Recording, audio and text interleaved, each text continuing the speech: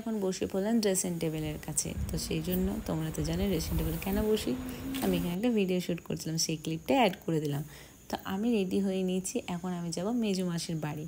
সেখানে আজকে কলস যাত্রা আছে, সকাল থেকে আসতে বলা হয়েছিল, কিন্তু সকাল থেকে তো তোমরা জানোই আমার বাড়িতে এখন কেউ নেই, টাইম সেরকম পাইনি। তো আমি সেই দুপুরবেলা বেরিয়ে পড়লাম সোনাইকে খাবার টাবার খাইয়ে। তো এখন রয়েছি রাস্তায়। আর এই লোকেশনটা দেখো, আজকাল ওয়েদারটা খুবই সুন্দর, বলবো না, ভালো ছিল বেশ। আর এখানে দেখো মায়ের মন্দির পেরোচ্ছি, কল্যাণেশ্বরী মন্দির। আমার অনেক দিন ধরে পুজো দেওয়ার ইচ্ছে আছে, কিন্তু যাওয়া হচ্ছে না, অনেক আগে দিয়েছি, বেশ যাবো। আর এটা হচ্ছে আমাদের ভোলে বাবার মন্দির, যেটা আমরা শিবরাত্রির সময় যাই। তো সেটাই পার করে আমরা পৌঁছে গেলাম। তোমরা তো জানোই লোকেশনটা সবারই ফেভারিট আমাদের এইদিকে, মানে লোকালের মধ্যে খুবই ভালো জায়গা। তো সেটা তো আমাদের প্রায় যাওয়া হয়, আর এই জায়গায় আমাদের অনেক স্মৃতি আছে। ওয়েদারটা দেখে আমি একটু নামলাম, ভাবলাম একটু ফটো ভিডিও করে নেব।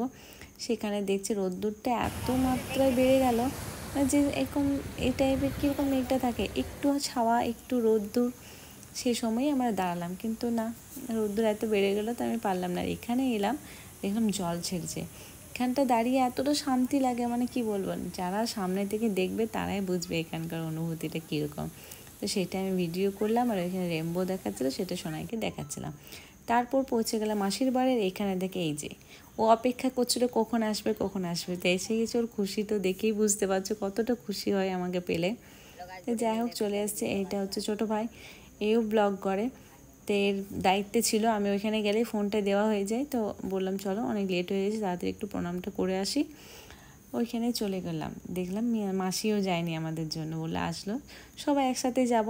তো সেই জন্য আমরা সবাই রেডি হয়ে মন্দিরের জন্য। এই যে দেখো, এটা হচ্ছে মা কালীর মন্দির, প্রতিষ্ঠা করেছে।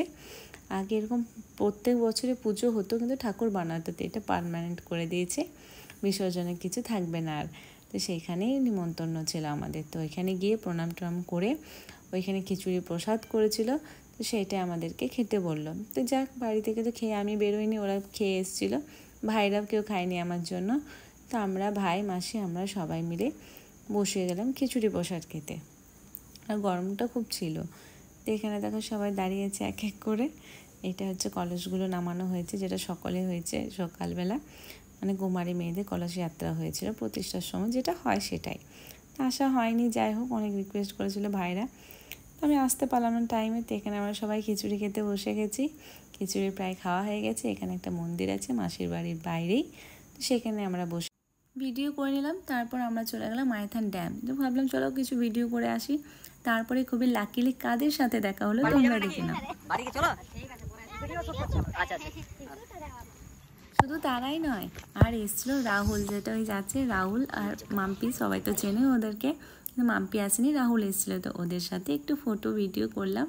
আর মানিয়ার সামনে থেকে খুবই কিউট আর ছোট্ট মতো, খুবই ভালো লাগলো ওদের সাথে মিশে, ওরা খুব ফ্র্যাঙ্কলি মিশেছে। তারপর ওদের সাথে দেখা করার পর বাড়ি ফিরলাম, কারণ রাত হয়ে গেছিলো, ওখানে তো সন্ধ্যা হয়ে গেছিলো আমাদের ড্যাম্পে যেতেই। তো আমি বাড়ি ফিরলাম, কারণ আমার বাড়িতে অনেক আছে কাজ। তো বাড়ি আমি পৌঁছে গেছি, এখনকার মতো বাই, গুড নাইট, টাটা।